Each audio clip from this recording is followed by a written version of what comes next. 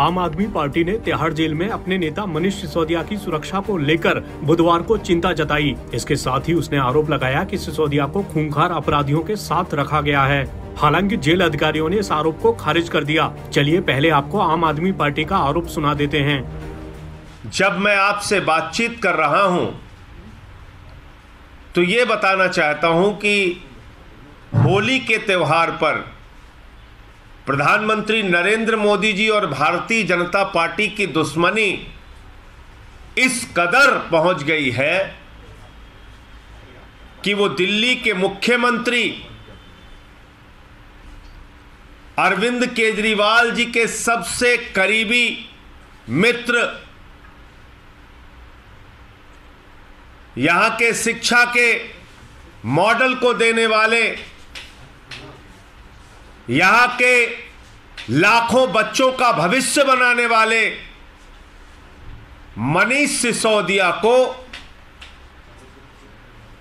ऐसे खतरनाक खूंखार अपराधियों के बीच में जेल के अंदर रखा गया है कि हमें आशंका है उनकी हत्या भी कराई जा सकती है। देश के सबसे खतरनाक, सबसे खूंखार कैदी जिस जेल की सेल में रहते हैं, उसी सेल में मनीष सिसोदिया जी को रखा गया है।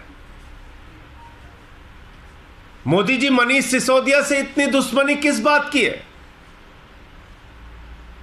क्यों इतनी नफरत आप निकाल रहे हैं? न्यायालय का जब आदेश है कि विपश्यना सेल में उनको रखा जाए, तो आप उसका भी सम्मान करने के लिए तैयार नहीं?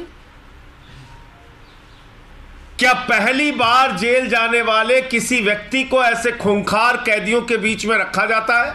वहीं मीडिया रिपोर्ट्स के मुताबिक आपके आरोपों को बेबुनियाद बताकर खारिज करते हुए दिल्ली कारावास अधिकारियों ने बुधवार को कहा कि सिसोदिया को तिहाड़ की केंद्रीय जेल संख्या 1 के एक वार्ड में रखा गया है, जहां कम से कम कैदी हैं और कोई खूंखार अपराधी नहीं है। जेल प्रशासन की ओर से सिसोदिया की सुरक्षा के लिए नियमों के अनुसार सभी बंदोबस्त किए जाने की भी बात कही गई है। हालांकि आम आदमी पार्टी इस मामले पर अपने रुख पर बरकरार दिख रही है। उनकी जान को खतरा है और जानबूझ के ऐसा किया गया है।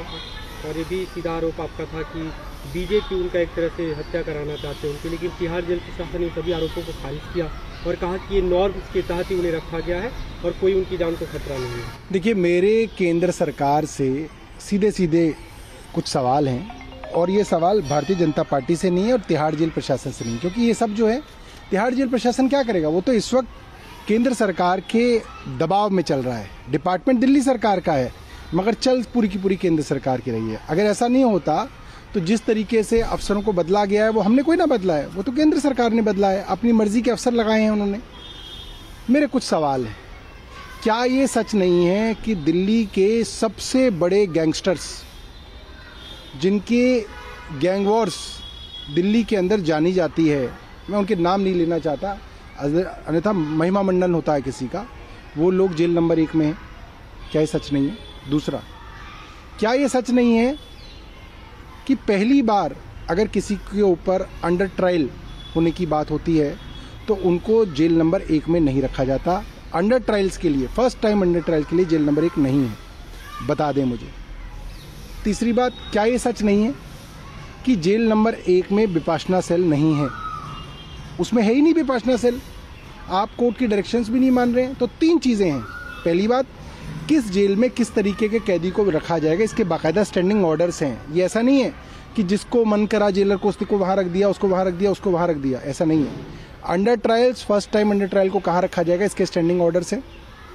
वो जेल नंबर 1 के लिए नहीं है।